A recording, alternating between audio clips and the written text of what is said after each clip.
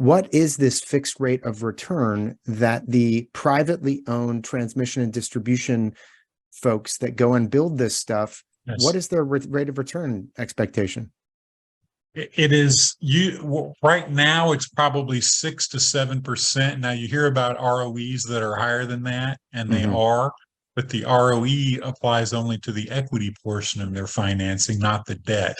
And the debt is often done actual. So you take their actual debt level, and it's usually about half and half equity, half debt. And then you take the ROE, which is return on equity, which is set by the regulator. And it's when you average those two together and apply, that's the what we call the weighted average cost of capital, and that's applied to the asset base. Okay, so with 50-50 leverage, go ahead. Yeah, it's called cost of service rate making. Okay. And why it gets in the way sometimes, the reason I said it worked well is because it's cost of service plus rate of return, not market value.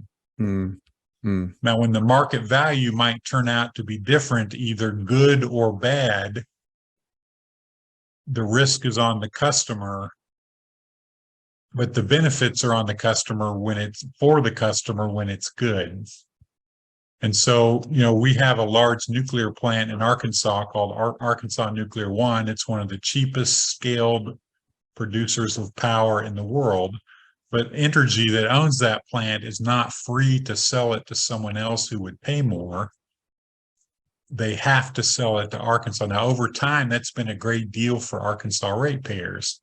Buying that power from someone else would have cost them more. But that's the deal. You get your cost of service plus rate of return. You don't get the market value. Now, when it goes wrong, the same thing happens. When you build something that becomes obsolescence or doesn't work out, or you could buy from the market and get it cheaper, well, you're still stuck with it because the system was planned for the ratepayers.